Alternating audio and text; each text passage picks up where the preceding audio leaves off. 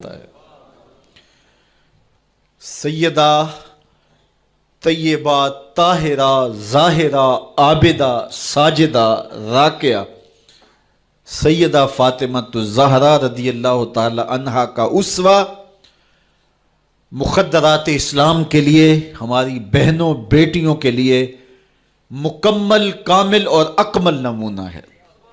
میری مائیں بہنیں بیٹیاں بھی پردے میں بیٹھ کے سن رہی ہیں، اور جو یہاں موجود نہیں ہیں، آپ لوگوں کی وساطت سے یہ پیغام ان تک بھی پہنچے گا۔ تو میں گزارش کروں گا، اس بے حیائی کے ماحول میں جبکہ میڈیا بے لگام ہے، سوشل میڈیا قیامت ڈھا رہا ہے، آنکھوں سے حیا اڑ گئی ہے، سوچوں میں آوارگی آ گئی ہے، لباس سمٹ سمٹ کے بالکل واجبی سا رہ گیا ہے، اور حیا قصہ پارینہ بن گیا ہے۔ یہ اڑتے ہوئے آنچل، لہراتے ہوئے دوپٹے اور جو ہے وہ بکھرے ہوئے بال، یہ حیا کے جنازے سڑکوں کے اوپر گھومتے ہوئے، اور بازاروں میں صنفی آزادی اور جنسی بے رہروی اور جو کچھ ہم دیکھ رہے ہیں۔ تو آج ہم سیدہ فاطمہ الزہرا کے کردار کو خضر راہ بنائیں۔ اقبال کہتا ہے، مزرعہ تسلیم را حاصل بطول، مادرا را اسوہ کامل بطول۔ مزرعہ تسلیم کی کھیتی کا جو حاصل ہے، جو پھل ہے، وہ سیدہ فاطمہ ہے، اور ماؤں کے لیے کامل نمونہ سیدہ فاطمہ الزہرا رضی اللہ تعالی عنہا ہیں، جن کے آنچل کو مہر و ماں نے بھی نہیں دیکھا تھا۔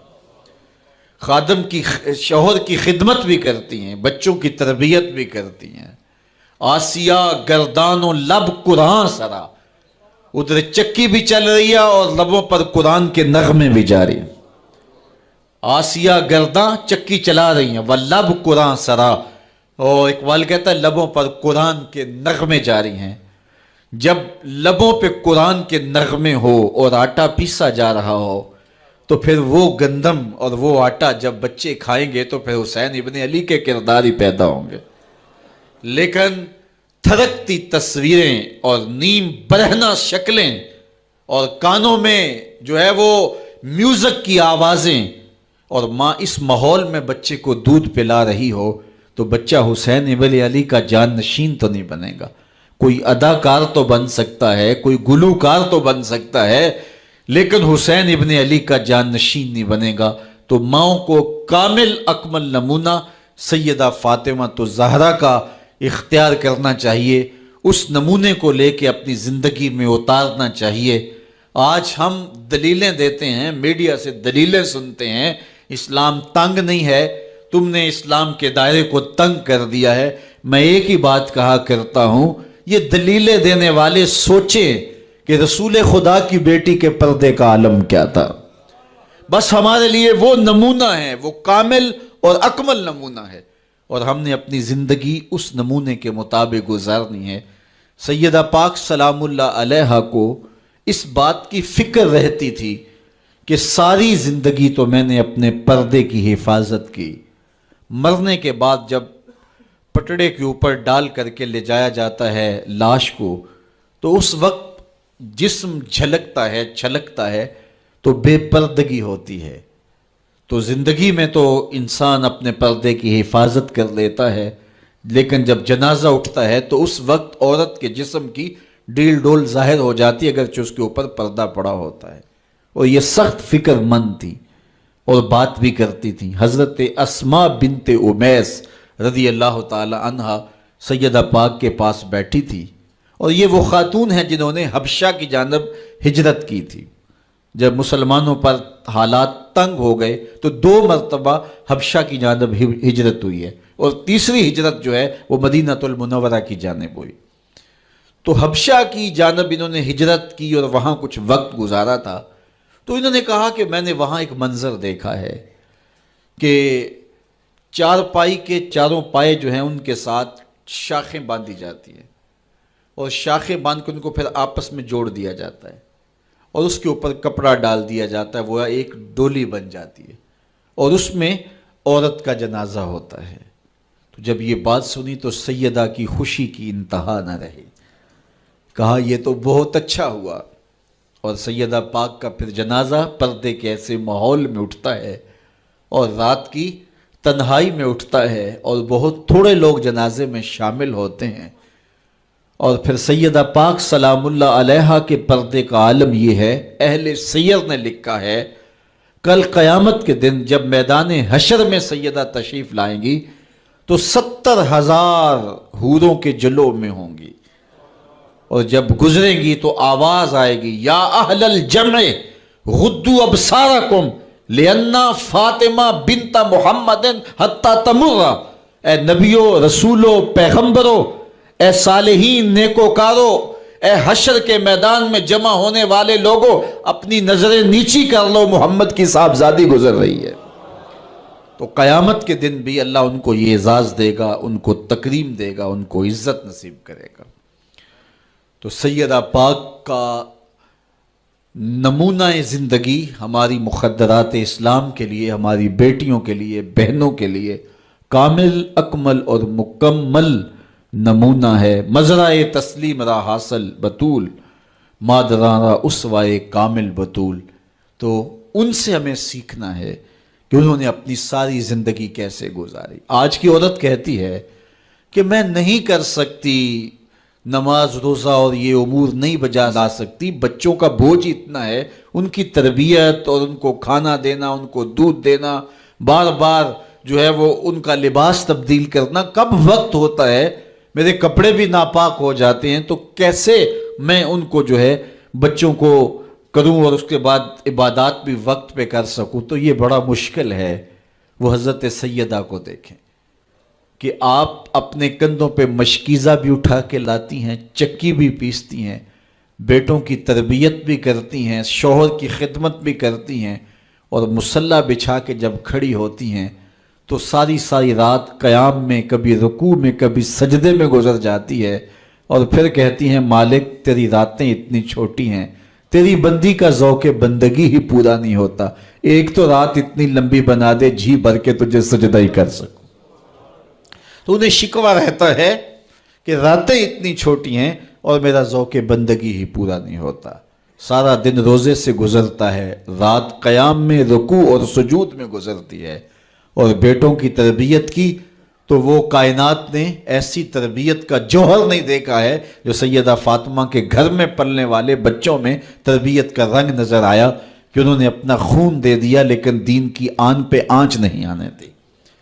تو ان کی زندگی ہمارے لیے، ہماری مخدرات اسلام کے لیے، بہنوں، بیٹی اور ماؤں کے لیے کامل اکمل نمونہ ہے۔ میری بہن، میری بیٹی، تو مغرب کی ٹینو نہیں ہے، تو مشرق کی بیٹی ہے، تو کوئی دیا نہیں ہے کہ جس کو جو چاہے اٹھا کے لے جائے، تو گھر کی رونق ہے، عزت ہے، آبرو ہے، تو سمٹ جائے گی تو معاشرہ پھیل جائے گا، اور تو اگر گھر میں سمٹ کے بچوں کو سنبھال لے گی تو امت بحر و بر پہ قابض ہوگی، لیکن اگر تو گھر کو نہ سنبھالا تو پھر امت کبھی بھی بامراد اور کبھی بھی سرخرو نہیں ہو سکتی۔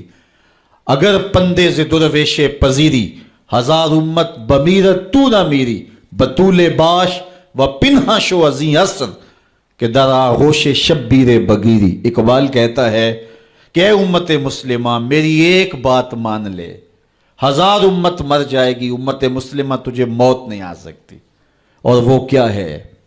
اللہ اکبر، بطول باش، قوم کی بہن سے، بیٹی سے، ماں سے مخاطب ہو کے اقبال بولتے ہیں بطول باش، بطول بن جا، وہ پنہا شو ازیں اثر، اور زمانے کی آنکھ سے پوشیدہ ہو جا، پھر در آغوش تو شبیر بگیری، پھر تیری آغوش میں بھی حسین ابن علی کے جانشین پرورش پائیں گے۔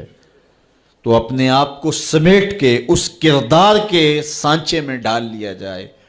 عورت کا دائرہ کار گھر ہے، چار دیواری ہے، اور اس چار دیواری کے ماحول کو آسودہ رکھے، وہ باہر نکل کر کے جو ہے وہ گھر کی ذمہ داریوں سے دستبردار نہ ہو۔ یہ ذمہ داریاں مرد کی ہیں کہ وہ باہر نکلے اور ضروریات کو فراہم کرے۔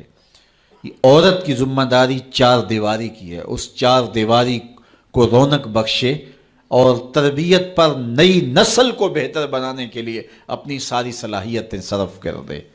ساری زندگی میں ایک اس کا بچہ بھی اگر قوم کو مل گیا تو قوم کی تقدیر بدل دے گا۔